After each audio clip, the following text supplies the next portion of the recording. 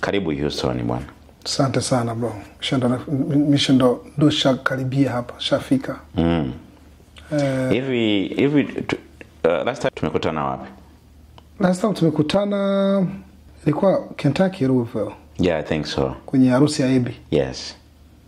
Na I think tulivyokutana Kentucky ilikuwa ni siku nyingi hatujaonana. Oh yeah. Bwana. Kabla pale sijui siku sina kumbukumbu hapa katikati kama kuna sehemu tulikutana. Hata sikumbuki man. Kentucky pale au kuna sehemu nyingine? Alafu unajua wrong time man. Tena ni siku nyingi sana. Vyovyote vile kuna muda. Kuna muda mrefu ujue, kuna muda mrefu. Yaani siku ni nyingi sana. Sijui ni wapi. Tulikuwa na siku nyingi sana tujaonana. Kumbukumbu zangu zinanirudisha Kentucky, Louisville, lakini sikumbuki ilikuwa ni tukio gani.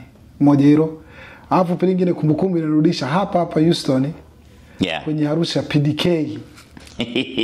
Lakini after ya PDK nadhani kuna sehemu tulikutana sijui. Nafikiri itakuwa ni hapa. Hebu angalia hii picha kama unaikumbuka.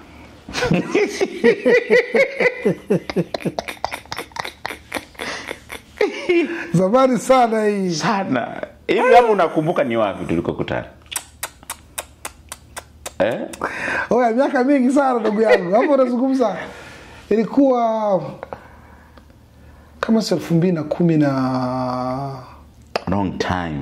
Na 2003. Hapo tulikuwa. No, kama 2000. Yeah, somewhere around 2012. Yeah. Tulikuwa before of Dallas. Oh yes. Ebani. Oya, zamani sana man. Mimi nikikwambia kwamba nina mambo yako mengi unakataa. Yaani wewe ni ukiona hiyo simu yangu nimekupa hiyo ina mambo. Unajua hata kumbukumbu zipigi kwa sehemu gani. Hii simu yangu ambayo nimekupa ina mambo mengi ya kwako sana, mengi. Bwana wewe. Bwana karibu sana sisi. Asante sana ndugu. Bwana tumekutana mimi kwa jina naitwa Steven Biko Rafael. Sasa. Watu wengi walikuwa wamenizoea nikiwa nimenani. Nikiwa nafanya the SYB show, wengi wananiuliza mbona umekaa kimya, mbona unaonekani. Maisha wakati mwingine maisha yanasababisha mtu unakuwa busy, unakuwa hivi. Ndo hata hivyo yani watu unakuwa tumekuwa. Basi bwana. Leo nikasema kwa sababu nimesikia huko maeneo yetu hapa Houston, nikasema ngoja kidogo tutete kidogo kuhusu maisha yetu, kuhusu kazi tunazofanya ambazo mtu unaweza kufanya kazi ambayo unapenda kutoka moyoni. Wakati tumekutana Kentucky nilikuwa nafanya kazi nzuri ambayo naweza nikasema ni nzuri tu kwa sababu si wengi ambao wanafanya kazi hiyo. Kabla hatujafika huko, hebu naomba watu wakufahamu ni nani na unapatikana wapi? Kwa nini leo huko Kentucky, kesho huko Houston, kesho kutwa huko sehemu nyingine? Mimi kwanza kwa majina naitwa Felix. Ndio jina ambalo nipewa na wazazi. Ndio. Felix la pili la kwanza ni Bambo na Yeo. Ndio. Felix Bambo na Yeo. Ndio majina ambayo nimepewa na wazazi bila kushirikiana nao. Ndio. Bila kuulizana bwana kwa nini hiyo, kwa nini mimi sitaki kujua bwana. Lakini kijaribu kuitafsiri Bambo na Yeo maana yake mara kwanza kuniona unajua. Bambo na Yeo. Sasa sijui ilikuwa ni tukio gani kwa mama, nasema huyu mwamba huyu Bambo na Yeo. Huyu mwamba lazima aitwe Bambo na Yeo. Sasa face kujaje mimi sijui. Ndio. Tumefika huku zuruga za wazungu mara kidogo Felix limo. Lakini nadhani kwamba Felix ni chimbuko la Spanish. Ndio. Ambapo na imani kwamba huenda tafsiri yake ni furaha. Felix tafsiri yake ni kuwa na furaha. Afu akina Felix wanakuwa na mambo mengi sana. Sana bwana, ni baraka hizo tumepewa bure. Kwa hiyo una furaha. Umesema ni nini? Hebu rudi. Furaha bwana wewe hilo. Kwa hiyo mna furaha. Sana. Sasa kwa hiyo hiyo inakuwa ni furaha yenu tu au mnaambukiza na watu wengine? Unajua mpaka mtu mwingine awe na furaha kwanza inabidi wewe kwanza na furaha. Alafu ndio muambukize ile furaha. Kwa hiyo nyinyi mnawaambukiza. Sisi tunaambukiza watu. Sisi ndio furaha kwa bure. Watu wa aina gani ambao mnaambukiza? Ndio sijui sasa inategemea. Nakuuliza wewe kwa sababu wewe ndio Felix. Sasa watu inategemea ni mazingira gani na maeneo gani nipo. Nikiona watu wangu tuna furaha. Ila hiyo ni kweli kwa sababu mimi na wewe tukikutana watu tunacheka sana. Ndio hiyo bwana, sidhani kama ipo siku ambao umeshawahi kuona nimenuna. Hapana. Kununa sio vitu vyangu. Hapana. Tangia maisha yangu mtoto mdogo. Kununa sidhani kama ni mimi. Ndio. Mimi ni furaha. Furaha yangu ndo mimi, yani mimi ni furaha. Furaha na mimi hatuwezi kutengana. Kutenganisha bwana hiyo hawezi. Labda kifo tu ndo kitutenganishe. Ndio kama ambavyo umesikia ndugu ambao umebahatika kukutana na interview hii ni Felix Bamboneyeho. Kwa nini leo Houston, kesho Kentucky, kesho Atlanta? Mimi nadhani kama kuna baadhi ya vitu ambavyo nimebarikiwa navyo. Kuna watu ambao wanaona macho waliniona. Sababu wanaona vitu fulani ambavyo ambavyo wewe pengine hujijui kama unavyo. Ndio. Mimi nilibahatika kuwa na kipaji cha kuhost. Ndio. Cha kusherehekesha masherehe au kuongoza mshereheshaji.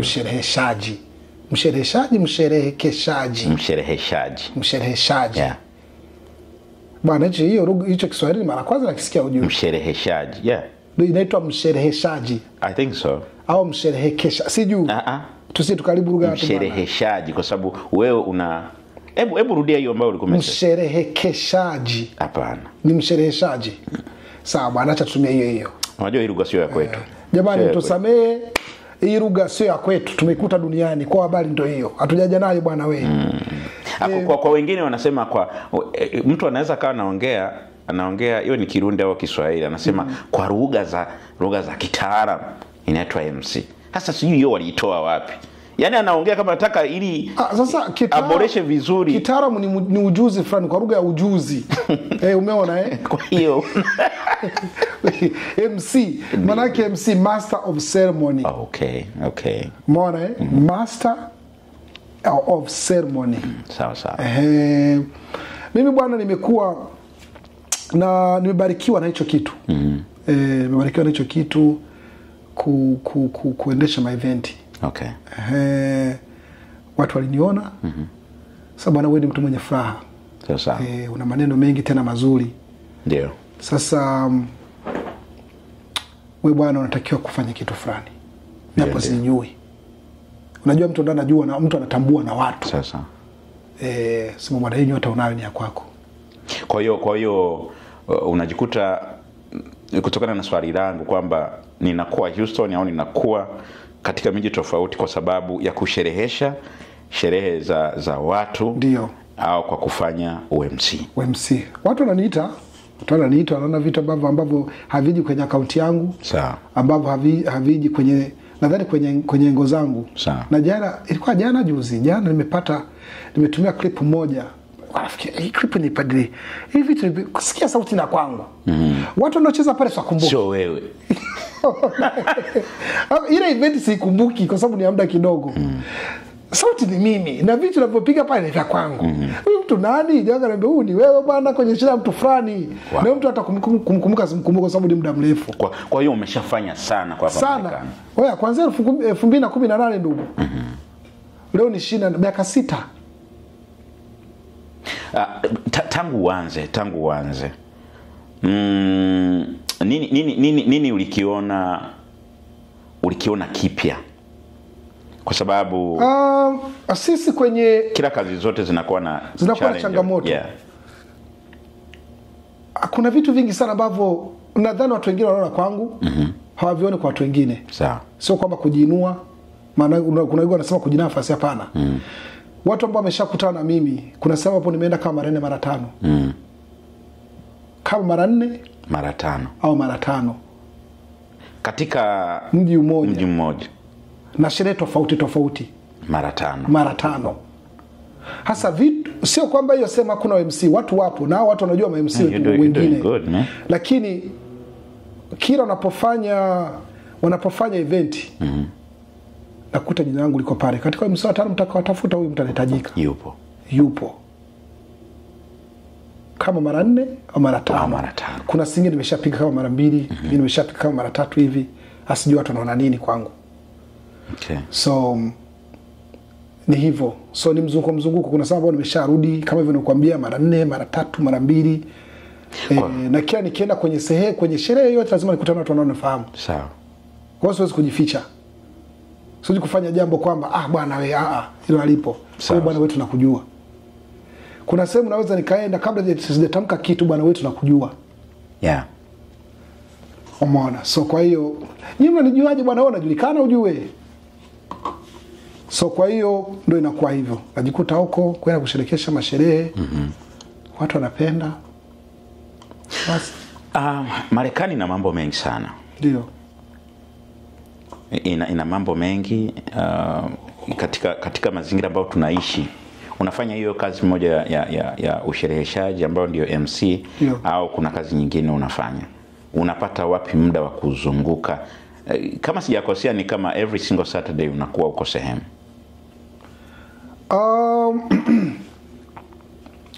Mimi bwana nina vitu vingi. Sio ni kitu kimoja tu, hapana. Ndio. Ninafanya vitu tofauti. Hii naweza nikasema kwamba ni kama kazi yangu ya pili. Au kazi yangu kama kazi ya pili au kazi ya tatu. Kazi ambayo ninaweka mjini, ambao inalipa bills, inalipa marenti, inalipa kila kitu. Inalea familia. Ndio. Ni nafanya kazi kwenye kampuni la ndege. Ndio. Mimi sizunguki na ndege, hapana. Yani, nahudumia ndege zikiwa zimefika pale. Zinakuwa zimefika. Baada ya kuwa zimetua. Baada ya kuwa zimetua, kazi yangu ni kwenda kuwapelekea vile wanavyohitaji. Sasa. Hiyo ndo kazi yangu. Na tusiende huko sana. Swali langu hili lilikuwa nimeuliza kwa sababu kama umepata watu wamekubook every Saturday na maisha tunayoishi, ni jinsi gani una manage kuwepo leo Saturday uko hapa, kesho na Saturday nyingine uko hapa, na safari zote hizo? Ndo lengo langu la kuuliza swali hilo. Kazini kwangu nina kutokana na muda ambao nimekaa kwenye kampuni. Ndio. Kampuni la vitu wanavyoita vacation days. Kwa zile vacation days unazichukua unavyotaka wewe. Ndio. Mimi kwenye kampuni langu na vacation days 6 kwa mwaka. Wiki 6 kwa mwaka, mara mwezi na wiki 2. Sawa. So kwa hiyo ile fomu ikija kujaza program ya mwakani tunaipata mwezi wa 10. Ndio. Inakaa mwezi mzima kwenye mafaili yetu. Ndio. Kwa hiyo kuna panga mwakani itakuwa na programa gani. Kwa kama nina programa kwenda Afrika naweza nikachukua siku 15. Wow. Sema mimi mwakani nitakwenda Afrika siku 15. Zingine siku 15 itabidi nizitengeneza hapa katikati ndio zinisaidie katika ya MC. Ndio. Kwa hiyo mtu akinipa program akiniita baada ya miezi 2 kupanda juu au miezi 3 kupanda juu, inakuwa ngumu, au miezi 4 kupanda juu, amenirahisishia kwa sababu kazini kwetu wakati tunapata schedule every month. Ndio. Umeona, tunapata schedule ya mwezi tuseme mwezi ujao tunaipata leo, ndio tunaijaza ili upate kujua schedule yako ikoje. Ndio. Kwa nikishapata nina booking siku fulani au mwezi fulani au tarehe fulani. Ndio. Kwa kuna zile fomu zinakuja za kujaza vacation za mwezi ujao. Siku ngapi unataka kuchukua off. Kwa kutokana zile siku 15 ulizonazo za kwangu zipo kazini, wagana zikachukua Friday moja kwa sababu actually nahitajika kufika pale. I must ride on Friday. Kwenye kazi ya watu. Nahitajika kufika Friday. Kwa natakiwa nichukue Friday off. Kwa sababu mimi nafanya Friday na nina Monday to Friday. So weekends niko off. Zote niko off. Okay. Alafu Friday lazima nifike. Yaani huo ni lazima. Hilo sio ombi, huo ni lazima. Iwezekane siwezekane. Kazini kwetu unaweza ukatumia mtu mwingine kukuchukulia hiyo kazi. Kwa mfano kama wewe hujaenda leo, mimi niko off. Kwa hiyo naweza nikafanya ile siku yako. Unaweza kufanya siku yangu kwenye nafasi yako. Kwenye nafasi yangu. Okay. Halafu mimi siku nyingine kama utanihitaji naweza nikakufanyia siku yangu, naweza nikakulipa hiyo siku. Sawa. Umeona hiyo ipo. Ndio. Lakini kama sijafanya hivyo naweza nikatumia hizo siku. Mara nyingi I never be out of my days. Okay. Sijawahi kuwa nje ya muda wa hizo vacation days. Kwa sababu kwa kazini kwetu tuna vitu wanavyoita seniority. Nadhani watu wengi wanavifahamu. Hususan watu wa hizo nchi za Marekani, nadhani Canada au sijui program zao, lakini hapa tuna vitu wanaitwa seniority. Seniority ni nini? Seniority ni jinsi ambavyo mlivyoingia kazini. Kwa yule mtu aliyeingia kazini wa kwanza kwa mtu ambaye amekaa kwa muda mrefu ndio anapewa kipaumbele kwa mambo. Kipaumbele. Sawa. Zile candidate ndizo zinakuwa za kwanza kwake. Sawa. Kwa hiyo mimi nina seniority kubwa kwenye kazi yangu. How many years? 14 years. 14 years. Niko pale. Really? 14 years. Kwa hiyo kama una mtoto uliyefanikiwa kumpata kipindi hiko. Bwana leo anaweza kuwa na miaka 14. I say. Maisha mtu hayojue. Hongera sana. Asante sana. Sasa maana hiyo Friday inakuwa nikishapata hiyo confirmed day. Kwa sababu kama mteja ameniita, basi tukimaliza mwambie wewe na mkataba na kuagiza mkataba. Unausoma, kimaliza kana kwamba mkataba na uweza, una sign, kuna sehemu ya kusaini. Kama hakuna sehemu ya kusaini unaagizia message, bwana I'm agree. Kwamba umekubali ile, mimi napiga screenshot na kaa kwenye simu yangu. Sawa. Kwa sababu ile ndo sign yako. Kwa hiyo unaandika wewe una send message, kwa ile mkataba usoma nimekubali. Kwa kama umekubali, mimi napiga screenshot kwa sababu ile siku nyingi usikuzingua bwana, hiyo unaijua ilikuwa tarehe ngapi? Hizi nichi zenye sheria ndugu yangu. Hapo sasa ngoja tudadavue vizuri hapo. Nimeuliza hili swala la muda wako kwa ajili ya kumsaidia mtu ambaye anaweza kawa anahitaji wewe kwenda kumshereheshea sherehe yake. Ili wapate kutambua au kujua wewe unakuwa unapatikana how. Ndio maana nimeuliza hili swali. Sasa tukirudi kabisa kwenye nani yenyewe mada husika ambayo ni ya UMC. Unapatikana vipi? Gharama zako ni zipi? Na makubaliano yanakuwa ni yapi kwa mtu ambaye anakuhitaji? Na ni sherehe zipi ambazo wewe huwa unasherehesha? Moja, mimi napatikana kwa namba ya simu. Sawa. Napatikana kwa Facebook. Napatikana kwa Instagram. Sawa. Nadhani hapo ndipo napatikanaga sana. Ambazo ungetaja tu kwa taratibu kwa faida ya Instagram ni Felix Bam. Halafu kwenye ile Facebook ni mdogo Masauti. Ndio. Kwa sababu Instagram ilikuja baada ya mdogo Masauti kutengenezwa. Sawa. Instagram ilitengenezwa juzi tu. Ndio. Lakini mdogo Masauti imekaa muda mrefu sana. Nadhani kama 2009 au 10. Vitu kama hivyo. Halafu gharama zinategemeana na ni wapi. Inategemea kwa sababu gharama inategemeana mtu ambaye tuseme local, wale watu ambao tunaishi nao. Hivi unaishi mji gani? St. Louis, Missouri. Sawa. Watu wa Missouri kuna gharama ambazo sio za kwao. Ndio. Lakini watu ambao inategemeana, kuna gharama ambazo zinatumia usafiri wa gari. Sababu mimi silipishi ndege, hapana. Kwa watu ambao wanasababisha mimi wanaohitaji usafiri wa ndege, mimi situmii ndege. Sina gharama ya ndege kumwambia bwana utalipa ndege. Sawa. Hiyo ndio benefit kwanza kwake. Hiyo ndio faida yake. Tiketi najua ni kama 500-600 kwa sasa. Kwa hiyo ambao wanatazama ndio wakiwa hapa Marekani. Ndio. Kila mji wowote hapa Marekani. Ndio. Kizuri cha UMC wako, ndege walipishi. Ndege sio walipishi.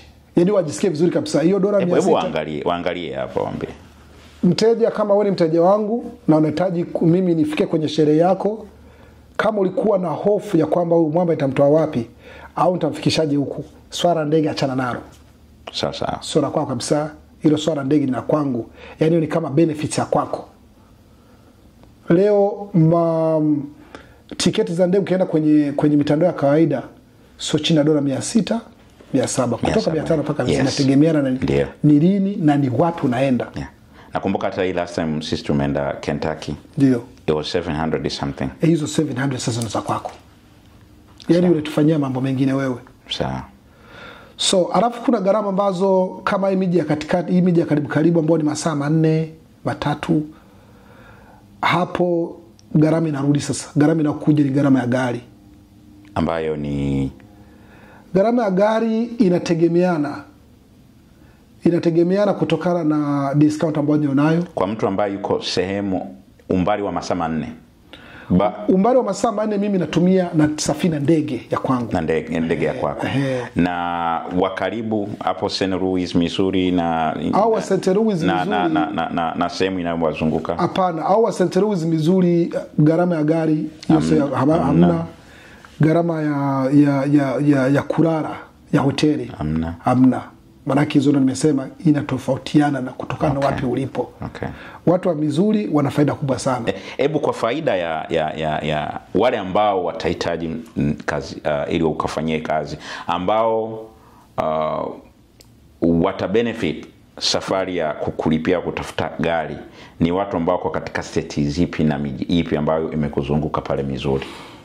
Okay, bado huu ni mlolongo mrefu, sio mdogo. Ndio. Tukianza na watu wa Missouri, hizi gharama mbili sio za kwao. Umesema yani au ushasema na ndege sio za kwao. Ndio. Kuna mastate mengine unakuwa tuna border, yeye tunapakana pale. Ndio. Wanaohitajika mimi nifike, ambao hayahitaji ndege, maana yake hayahitaji mimi nipande ndege. Ndio. Mfano kama Kentucky sio lazima nitumie ndege. Mfano kama Indianapolis sio lazima nitumie ndege. Mfano kama somewhere in Illinois hahitaji nitumie ndege. Hapa nahitaji nitumie gari. Hasa gharama inakuja wapi? Gharama inakuja kukodi gari. Sasa gharama inahamia kwenye gari. Sawa. Na gari sio chini ya $230. Hapo na insurance imo kila kitu. Hapo ni hapo ni round trip. Hapo ni kutoka Friday mpaka Monday. Sawa. Umeona? Ni kutoka Friday mpaka Monday. So kwa hiyo Friday mimi ndo nachukua gari kwa sababu ndo lazima nifike huko. Siwezi kuja Saturday, sijawahi kufika Saturday. Sawa. Ukitaka mimi nifike Saturday, hapo gharama yako ya ndege itahusika sasa. Sawa. Sio gharama yangu tena. So if you want me to must ride, be there on Saturday. Be there on Saturday. Hasa kama mfano ukinipa mwaliko within 1 week or 2 weeks, hiyo gharama inakuwa ya kwako sasa. Kwa sababu ule muda wa mimi ni request zile siku ambazo unazitaka na kwa haupo. Yeah. Schedule inakuwa imesha closed. Alright. Kwa hapo sasa hiyo gharama itakuwa kwako. Hiyo ndege bwana tuairipia. Nimesema hivyo kwa sababu nadhani was about 2-3 years ago. Kuna watu waliniita, sikumbuki ni wapi. Waliniita within 2 weeks. Wakasema bwana sisi tunakuhitaji uje. Lini? Wakaniambia nikuta tarehe za wiki 2. Nikamwambia bwana mimi siwezi kutumia ndege yangu. Huyo muda siwezi kupata, hiyo Friday imeshakuwa closed. Imeshapangwa kazini. Lazima nifike kazini hapo Saturday kama nataka nije hiyo gana. Sasa bahati yao na ndege ilikuwa kama one something, ilikuwa one way. Niwaambia nyinyi mtalipa one way, nyingine one way nitarudi. So kwa hiyo kwenye swala ndege kabisa, that was the only first time. Ulifika na ukafika Saturday. Na nikafika Saturday. Okay. Hapo niwaambia inatakiwa mtakuja kunichukua na kunirudisha. Kwa sababu that was out of my order. Basi hiyo ndio ilikuwa ni nadhani sijawahi kumlipisha mtu. Okay. Ndio. Na kwa mfano akichukua gharama ya gari. Mafuta inakuwaje? Hivyo vyote viko kwa pamoja. Is including. Kwa sababu sehemu ambapo kumbuka sehemu nitakaposafiri masaa 5 mafuta is $50. Okay. Kwa sababu hizi gari za kurenti inategemea ni gari gani ambayo umechukua. Ukichukua hizi gari ndogo mafuta hizi full size, pamoja na hizi SUV zingine ziko kwenye kategori ya full size, mafuta kutokana, unajua kila state iko tofauti na jinsi inavyochaji. So mimi na charge $50 kwa sababu inategemea, unaweza kukuta economy ya mafuta iko juu kidogo. So nikwambia hata $20. Kwa 50 it's okay. So kwa hiyo hapo utaweka round trip mafuta $100. Okay. Gari naweza nikaipata kwa sababu mimi napata $46 a day. Kwa gari kwa kuirenti. Okay. Mimi kwa county naoitumia. Okay. Umeona Ndio. So ukichukua siku 3, actually siku 4 inakuwa kwa 120. Kutoka sasa ukiingia na nini ile taxes, unaweza kujikuta kwa 140 au 50. Okay. Mara nyingi zinakuwa 150-51. Right. Umeona? So hapo insurance na nini kila kitu vinakuwa somehow kutoka kwa 230 mpaka 250. Hapo ndipo inapokuaga. Kumbuka kwa wewe ambaye unatazama, anajaribu kuonyesha ni jinsi gani anaweza kachaji kutokana na pale ambapo wanaweza kutumia usafiri wa gari au usafiri wa ndege. Kwa bahati nzuri kwa watu ambao tuko Marekani, usafiri wa ndege anasema kama amepata taarifa kwa akiwa na muda wa kufanya schedule yake wa ndege, usafiri wa ndege inakuwa kwake, haiji kwako wewe. Ndio maana tumechukua muda akiwa anadadavua hivyo. Na ni sherehe gani ambazo unasherehesha?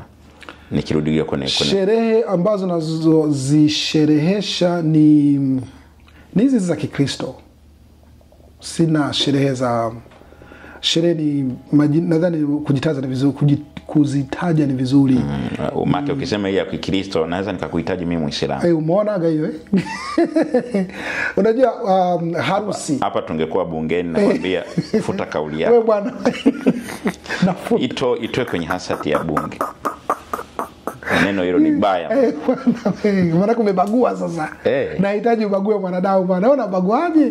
Kwa hiyo futa hii imefutwa bwana. Kwamba za Kikristo hiyo. Manake in general ni wedding, ambao ni harusi. Harusi inaweza kawa yoyote. Ndio. Harusi, alafu za watoto za kuzaliwa. Ndio. Birthday. Alafu kuna ipi ile zipo za graduation. Za send off. Okay. Baby showers. Ndio. Hizo zote nimeshazifanya, ndio maana nilikuwa nakwambiaga hizo. Okay. Hizo nimeshakutana nazo kuanzia 18 ndugu yangu. Engagement. Wow. Hizo nimeshakutana nazo zote. Hizo nilikuwa nakutajia zote nimeshakutana nazo. So hakuna sherehe ambazo sijakutana nayo. How about corporate event? Sidhani kama nilihost kama ilikuwa ni corporate. Hii ya nani ya kuna ambassador alikuja. Yeah. I think that one is community thing. That's community. Yeah. Kuna na the community zipo kwa sababu zipo naweza kujumuika watu kufanya sikukuu. Okay. Hizo sikukuu za watu. Mfano mtu anasema bwana, sisi bwana kama kikundi cha Warundi, wa Tanzania, wa Kongomani, tuna sherehe zetu, kwamba uje usherekeshe. So kwa hiyo hizo ni za community. Hizo zote zinaenda. So bwana we. Alafu sherehe ambazo tunazozifanya ni hizo ambazo tunakuwa tumekubaliana. Siwezi kufika para funganisha. Oya mwanangu kuna private show ambayo ipo wewe hatujakubaliana na hiyo ndugu yangu. Sawa. Sherehe yangu ni ya kesho ya Saturday, leo Friday I cannot do nothing. Alafu au imeisha mwanangu kuna after party, twende kwenye after party. Msifikage huko. Kama naweza nikaja after party ni kushangaa kama watu wengine tu. Sawa. Lakini siniambie para utawasha nake nichukue. Sifanye hiyo biashara.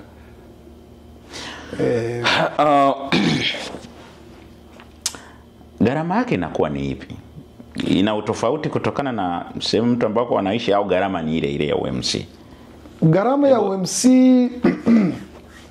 inategemeana. Kuna gharama ya kifamili, umeona mfano kama kakaangu au ndugu yangu au mtoto wangu au mtu wa familia, siwezi kumcharge kama mtu mwingine. Sawa. Makampuni yote nadhani nafanyaga hivyo. Mfano kama wewe ambao sio mfanyakazi wa kampuni yetu na mimi mfanyakazi wa kampuni yao, hawawezi kutulipisha tiketi. Hebu twende kwa sisi ambao ni tunakuhitaji tufanyie kazi, sio rafiki, sio familia, na tuko katika miji tofauti, ikiwezekana hata tuko kwenye nchi nyingine. Gharama yake ni ipi? Sijafanya ya nchi nyingine, lakini gharama ya miji mingine mtu akinitaja naweza kazijua hizo gharama. Okay. Alright. Kwa sababu watu wanafanya vitu tofauti tofauti, ambayo ile gharama sio kubwa, ni ndogo sana. Ni ndogo. Kwa hiyo ile, kwa sababu tiketi ya ndege haimo. Sio mpaka haifiki kwenye 1500. Yaani vyote, gharama ya ndege, gharama ya hoteli, gharama ya gari na gharama ya kwangu commission. Hiyo nani commission? Yeah. Haifiki 1500. Okay. Na kama ifika 1500, hii 1500 inakuwa imepandishwa. Mfano kama tuseme kama nitakwenda Chicago. Chicago kwanza ni mji mkubwa. Sawa. Umeona Ndio. Alafu itabidi nichukue gari pale. Kitu kingine watu wakijue, every airport is different. Kila airport ina charge tofauti jinsi ambavyo kwa kuchukua kwa gharama ya gari ya rent. Sawa. Kuna sehemu mimi napata $36, na sehemu nyingine napata $41. Inategemeana na airport. Uwanja wa ndege. Uwanja wa ndege. Sawa. Hapa Houston naweza nikapata for $36. Sisi tuko vizuri. Umeona? Sisi tuko vizuri. Lakini ukiniambia niende Atlanta, naweza nikapata kwa $41. Kwa hiyo hizo $5, $10. Kumbuka na taxes zinapanda. Unaweza kujikuta $41 imekuletea tax ya $30. Ambayo inaweza kwenda mpaka $70. Kwa hiyo unaweza kujikuta umetumia, ambapo wewe hapa hizo unaweza kutumia $150 na moja kwa siku 4. Ambapo mtu mwingine anaweza kutumia $200 kutokana na miji tofauti. Hiyo ni sababu moja. Halafu sababu ya pili, kumbuka hizo hakuna insurance, kwa sababu insurance ni ile haibadiliki. Ndio. Halafu miji na tofauti kwa sababu insurance ni $30. Mimi hata ukinani kwa sababu moja situmii gari ya mtu, hapana. Yaani kunilipia gari, hiyo ni sehemu yako wewe. Hebu ngoja tufupishe.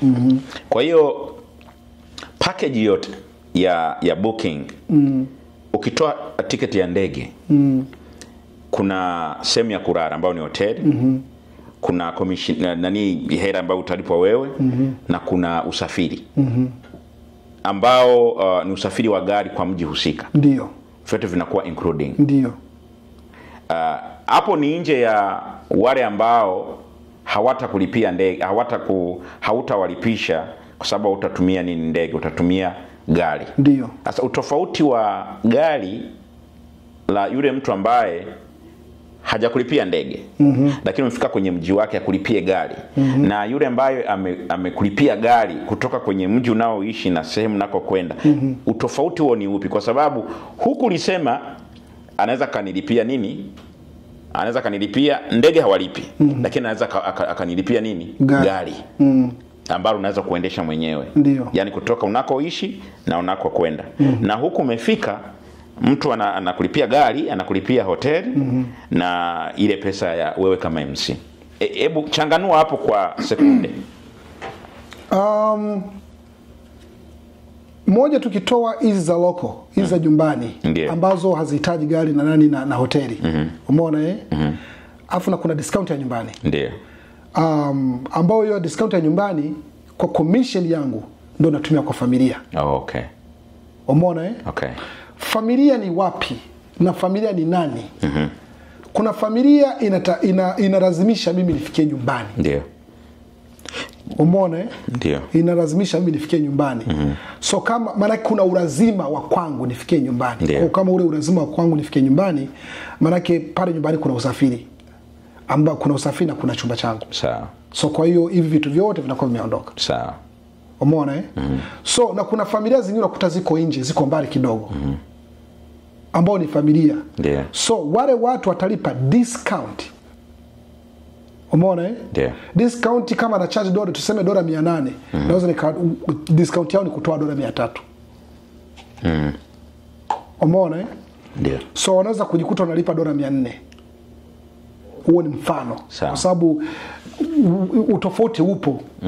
Halafu pili, wale watu bado akingwa lazimika kunilipia gari na hoteli japokuwa ni familia wa sehemu nyingine. Okay. Wewe unaweza kuwa familia yangu, sio? Au mwanangu sana. Sema bwana wewe ni mwanangu sana. Mimi siwezi kukucharge hivyo. Bwana mimi support yangu kwako. Kama ningecharge kama commission yangu dola 700, bwana wewe nipe dola 300.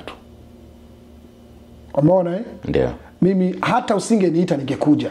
Lakini kwa sababu imeshaitwa kazi, hii dola 300 za kutoka. Sawa. Na bado utalipa hoteli na bado utalipa gari. Kwa sababu hivi ni vitu ambavyo hauwezi kuepukana navyo. So utofauti wa watu wako mbali ambao watanilipia gari na ndege, hivi vitu haviepukiki. Ndio. So kuwa mbali na kuwa karibu haimaanishi kwamba gari na hoteli havilipiki, hapana. Hivi haviepukiki. Ndio. So utofauti upo katika commission. Hii hela ambayo utakaolipa wewe. So umbali wako na ukaribu wako, kuna vitu vinaepukika kutokana na ukoloko. Mfano kama watu wako kwenye Missouri, hawa watu hawahitaji yani wanafaidika sana. Wana benefit nyingi. Alafu kumbuka wale wanachukua kama wana ndugu. Sawa. Lakini Missouri wapi sasa? Kuna Missouri nyingine. Missouri ina miji miwili, miji mitatu. Kuna Columbia, nadhani kama ni Columbia, Missouri, ambao ni masaa mawili away from our house. Ambapo naweza nika drive afu nikarudi. Yes. Na wao wana benefit kao. Hapo wao siku zinapungua kwa sababu unatumia Friday. No, wao naweza nikaondoka hata Saturday asubuhi kwa sababu it's only 2 hours. Yeah. So alafu wale watalipa tu hotel ambao ni ya siku moja tu ya Saturday, ambao natoka Sunday tu peke yake. That's it. Alafu kienda Kansas City, it's kindly the same. Kwa sababu Columbus ni masaa mawili, alafu nani Kansas City unaongeza saa moja tu, ni masaa 3. Huyu jamaa unajua MC au wanaofanya kazi za kusherehesha, ukiwapa mic na waongee sio wanasiasa, lakini wana mambo mengi sana. Hapa tunaweza tukaongea ukajikuta tumeenda mpaka risali zima, yani hatu. Ndio hivyo. Yaani kuanzia 18 mpaka unajua ukikaa kwenye biashara muda mrefu unajua. Yeah. Ukikaa kwenye biashara muda mrefu unajua. Bila shaka kwa mtu ambaye anatazama ndio atakuwa faidika kwa namna moja ama nyingine, kwa wale ambao watakuwa wanahitaji services zako au kazi yako. Ni kazi ambayo inahitajika, kataa ukubali, lazima tutamhitaji mtu ambaye anaweza kukusaidia kufanya ushereheshaji au MC au kwa lugha ya kwetu sisi. Ikiwa unatazama ukiwa ni Mrundi au Mtanzania, inatakiwa ujue sisi kwa lugha ya kwetu mujosha birori. Mujosha birori. I think so. Mujosha birori. Na sherehe inahitaji vitu vingi. Kwa watu ambao wanafikiri kwamba UMC hauna ni kitu kidogo, yaani wao wenyewe mentality kwanza nitoe hiyo ni watolee povu. Waga napata simu za mtu ananiambia naomba unisaidie. Mimi sisaidii ndugu yangu. Kwa sababu ile sherehe mtu wa mwisho ni mimi na ndiye mtu wa kwanza kuangaliwa ni mimi. Nikiharibu pale nimeharibu kila kitu. Kila kitu kimeharibika. Sijui ndio vizuri. Nakupata. Kwa roho nasema I'm the speaker. Of the whole celebration. Sijui ndio vizuri. Mimi nakusoma. Yaani mimi ndo msemaji wa ile celebration. Wewe umeshalipia nguo. wewe umeshalipia huko. Kwa nini umeshawalika watu? Michango wamechanga. Kila kitu yani. Kuna gharama zingine ambazo sio za kwako, ni gharama za community. Watu lazima tujifunze kuishi na watu. Unajua vitu vingine vinakuwa vigumu kiviweka weko pamoja. Miaka nenda rudi tumekuwa tunafanya sherehe tukishirikiana. Sherehe hafanyi mtu mmoja ndugu yangu. Sherehe haiwi ndogo, asikudanganye mtu. Jamani, nimekumbuka nilivyowaambia. Wakipewa mic hawa. Mimi ni MC. Ndo hivyo. Mimi nimefanya kazi kwanza. Unaanza kuwachamba sasa. No, sio kuwachamba. Kuna baadhi ya vitu ambavyo lazima tuviondoe. Hata kikiwa kidogo, kinakuwa kidogo kwako wewe kwa lugha yako. Lakini watu wakishakusanyika pale na uone uzito wa ile jambo, utasema I say. Kwa hiyo unaona kwamba kuna umuhimu wa kufanya community kamati. Afu watu wa kamati, mimi hapo ngoja niwaambie ukweli, lazima ufanye kamati. Yaani kuna ulazima. Yaani upende usipende. Kama wewe huna engagement na watu ambao mnaishi nao, kuna babako, kuna mamako, kuna ndugu ambao mnaishi nao. Leo kuna michango ya groups. Watu wanatengeneza group. Sio ndio vizuri? Kupata. Mimi ngoja nikwambie. Mimi nisipokuja kwenye sherehe yako, mimi bado nikienda nalipwa. Mimi nalipwa 24 hours. Masaa 24. Nalipwa. Nisipofanya kazi nyingine, kuna sehemu nyingine nalipwa. Wow. So kama mimi sijaja kwako bado mimi nikienda nalipwa. Kumbe una mambo mengi. Yaani ndio nilianza mwanzo. Mimi nafanya mambo mengi, nafanya vitu vingi. So siwezi kuja moja kama sijaja kwako, sio kwamba huyu mtu nataka nimsaidie. Hapana, wewe unisaidie. Hebu kama itakuwa nani achana nao ambao wanaangalia, ni mimi na wewe, na wala wasisikilize wala wasitazame. Ndio huku kwingine huku kwenye 24 ni mimi na wewe, wao hawahusiki na wala na waomba msiangalie wala msisikilize. Hawezi kuangalia, hapana. Uko ni wapi kiongozi? Umumu mwaiji baba. Uko ni wapi sasa? Sasa mimi nataka kuishi hapo 24 hapo. Vipi? Sasa kwenye 24 hapo ni mengine mazungumzo ya nyuma ya kamera. Sio mazungumzo hapa kwenye. Ndio maana nimesema siangalie wala wasisikilize. Mbona maraki nimesema unakuta kuna gharama zingine ni gharama za community. Wewe ita kamati. Rudi kwa mzee wako. Mzee wako anajua. Ndio anajua kuishi na watu sio wewe. Sawa. Fanya kama tuambie bwana, sisi kama nataka sherehe yako ni 20,000 au 15. Basi bwana, mwanangu ana 7,000. Lakini MC pamoja na cameraman na DJ na nini nataka tuwachangie watu.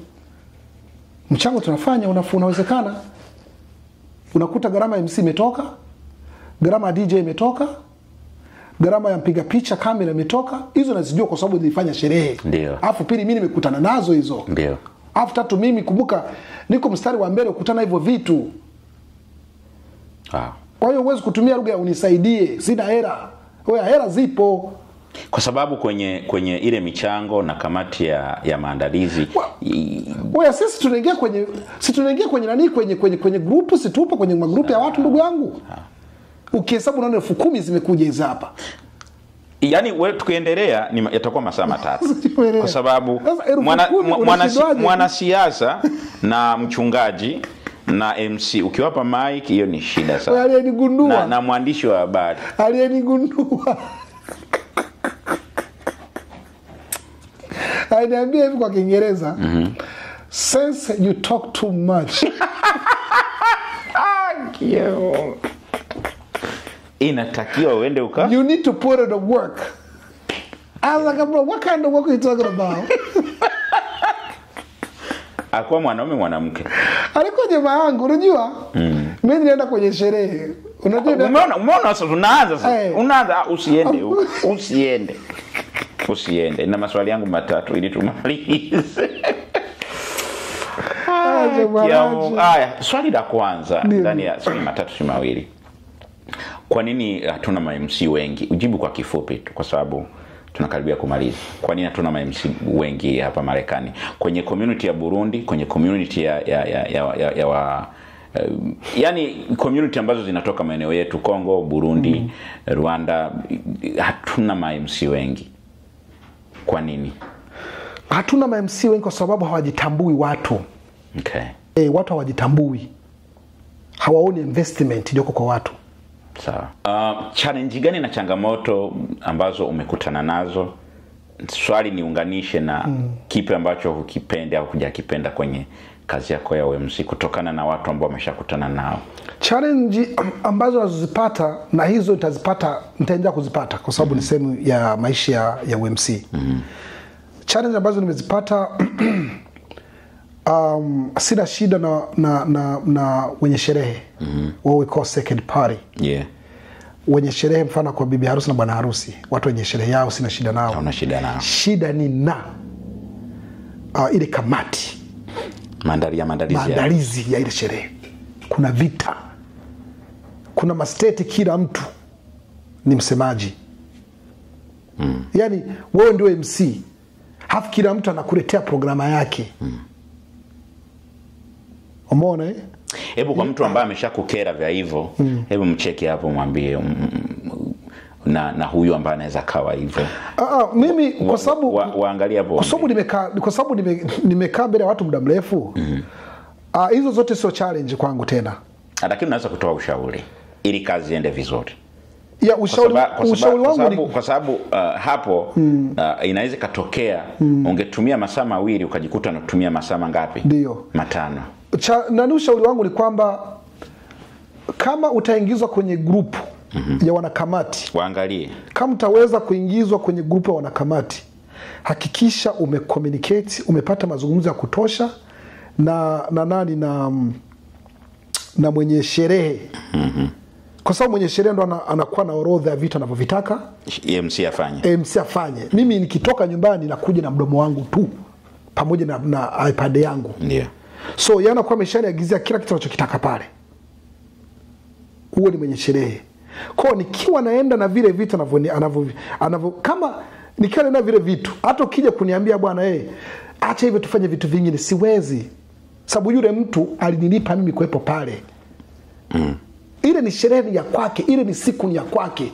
So kwa hiyo wewe kama uko kwenye kamati, tafadhali zungumza na mwenye sherehe kabla ya ile siku au kabla ya ule muda hujafika, ili akupe kopi ya vitu ambavyo vitakavyokuwepo.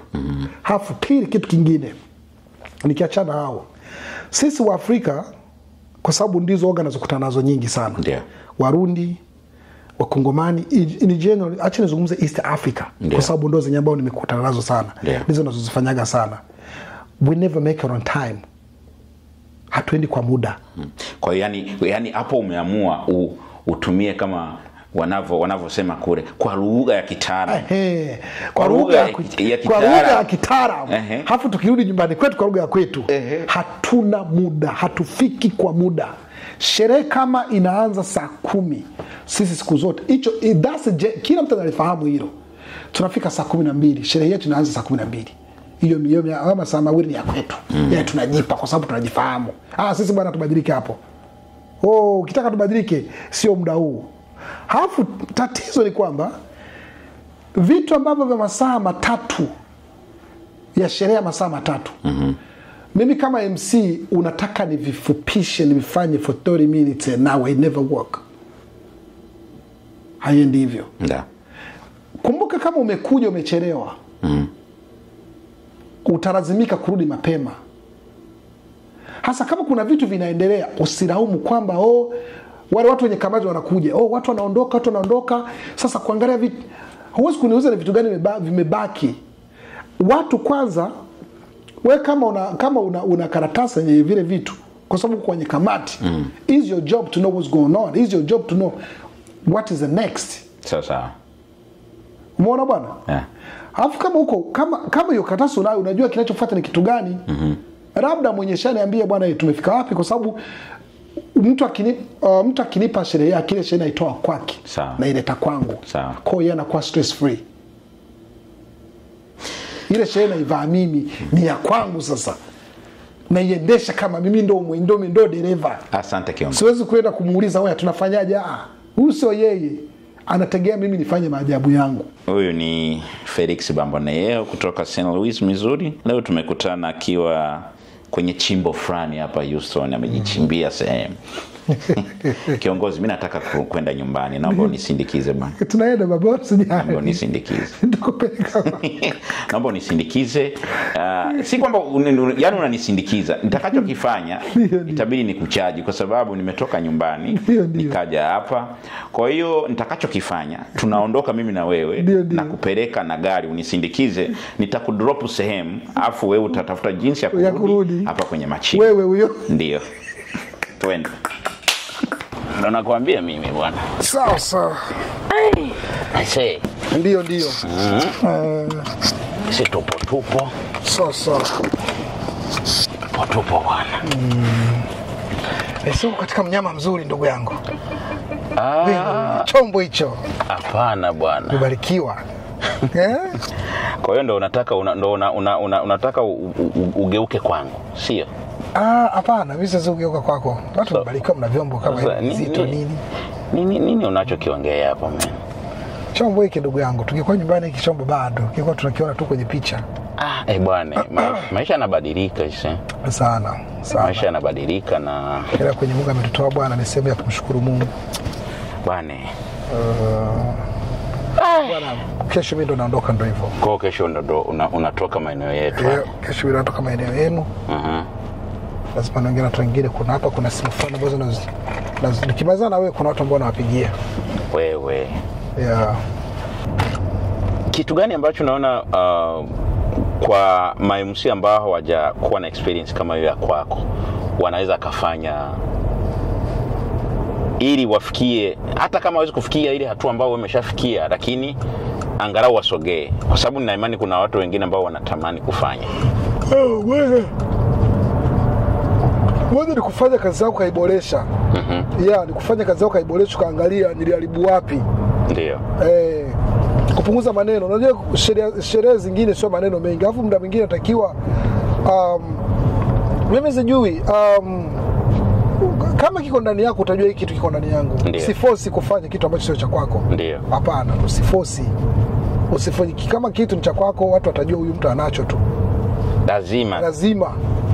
Umeona? Alafu sherehe zingine zinaanzia nyumbani, zinaanzia kwa marafiki zako.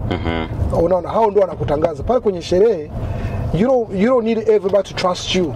No, you just need like one person or two people ambao wanaweza kukuelewa. Then wale watu wawili watawaambia ndugu zao, watawaambia marafiki zao, watawaambia watu wengine. Umeona? Then from there ndio unaweza kukuta basi. Umeona? So na sisi mpaka tufike huku sio kwamba tulianza na hapa. Hapana. Tulichukua muda. Ilichukua almost like 3 years building up myself. Sawa. Miaka 3. Hizo gharama zote zilizokutajia hizo zilikuwa za kwangu. Ndio. Umeona? Mimi nilikuwa sijui kucharge watu. I don't know anything about this business. Lakini baadaye watu wakaniambia hapana, inatakiwa wacharge. This is a job. Watu wameishi kwa hizi kazi. Watu watakiwa kuelewa kwamba hii ni kazi. This is not free. Ndio. Kwa sababu wewe una familia, wewe una watu nyumbani wanaokutegemea. Una watoto wanaoenda shule. Ndio. So kama upo nyumbani, unajua baba ameenda kutafuta hela, una kazi yako, unaweza kwenda kupiga overtime kazini kwako. Sawa. So kwa hiyo ukiacha hiyo hela, watu ndio wanaenda kuifanyia honeymoon. Ndio. Wanapiga picha kwa kule, hata ukulipa. Alafu mwisho wa siku ukiharibu, they still blaming on you. So kwa hiyo uwezi kuacha hiyo hela. Uwezi. Bwana, inawezekana. So kwa vijana lazima wajitengeneze. Sawa. Lazima wajitengeneze, afu muda mwingine wakishajitengeneza watajua kwamba okay, naweza nikafanya, usiwezi kufanya. Watu lazima watani rank.